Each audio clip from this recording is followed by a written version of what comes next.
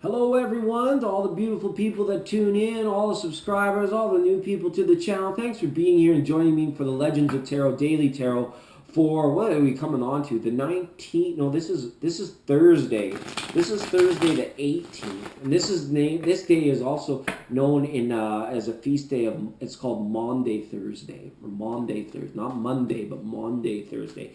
And the legend on this is it's a religious feast now due to our the ascended master Jesus Christ, who unfortunately we have an ascended master in the West. He was the whole story of Easter, but I want to talk a little bit about him on Maundy Thursday because it was kind of like one of the not so revealed aspects of that particular week in history, with Good Friday and Easter Sunday happening.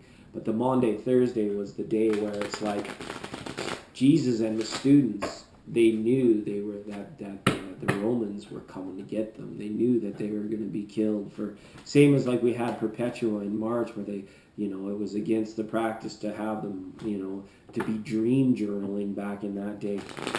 When Jesus came and the message was spreading, and it compromised the foundations of the order, the structure of the Roman Empire. They needed to have them killed, right? They wanted to shut it down, the awakening, right? Which kind of became Christianity, because some people see Jesus Christ as God or as the Son of God, or as the Buddha, or as an ascended master, a messenger, right? And the influence he had on everything, on all of us. The world keeps time based on his life, right? But like, again, we address it on Maundy Thursday because the legend has it they knew that they were coming to get them, and Jesus knew with his foresight that he was going to be crucified. But the students, they, like, could you imagine the level of fear? Like, oh my God, like, this is it. It's all. So this is the day they went into like official hiding. Like, they just disappeared off the streets. And nobody knew where they were, and it took the 30 pieces of silver and Judas coming forward to be like, they're hiding out down there. But Maundy Thursday was the day where they were like, they took action. They're like, we gotta hide. We gotta peace out, right? We can't be seen. So all leading up to the weeks of this event, and it's celebrated. It's still like a feast day, so just kind of an interesting portion on the legend portion, and to be in recognition, of this weekend. And tomorrow, Good Friday, with the full moon, Passover begins at sundown. Like all the kind of like the deep rooted religious, like faith-based legend and stories. So that it's kind of neat. It's nice to be in remembrance of it. And as far as religion and worship goes, to each their own, as always. But it's just an interesting thing that comes up because we can all appreciate, right? Whether we agree with it or not, we can all appreciate, unless it's unappreciative. But in that case, let's look at tarot for this day. This is a Thursday, the 18th in April 2019. What do we have up on the board today?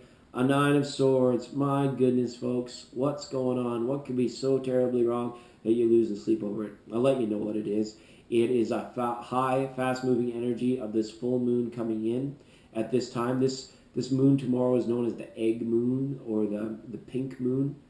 All right, and what this full moon is causing is like super conductivity, super activity in the mind. So if you only like a little bit practice in meditation, you're gonna find like maybe even like some meditation is not slowing the mind down in the evening time or in the morning, where it's like it's going to be tougher, harder to align with a mind that is not overly active or worried, or trying just to do this, just to do that, next thought, right? The whole purpose or reason why we meditate is to settle that down.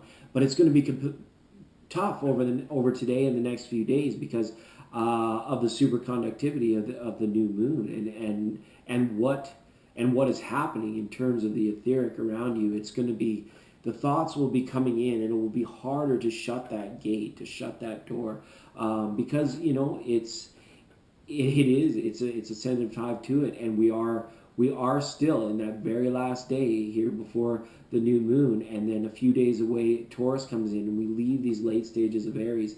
But for now, it's fast moving, and it's etheric and it's coming in the way of thought forms. Okay. All right. I just finished the monthly, so sorry if I run on a little bit late. We've got a 9 of cups going on here as well. So we got 2 9s out on the board. This is indicative of you desiring change, or for some reason like wishing the day was different, wishing for this, that, or the other thing. That's something that might not be, right? This is as well you communicating to members of family and your closest circles and loved ones around you. You may be a part of talking and expressing your position or your viewpoint on things. It is a good day to be aligned. If we want to get rid of the 9 of Swords energy, we need to embrace the 9 of Pentacles energy to be able to perhaps have a difficult conversation to explain why things are, why relationships are the way they are through the time. Okay, Page of Wands, she's up. She's going to be up for the next little while as we move into Taurus. This is any leftover immature energies that have come about.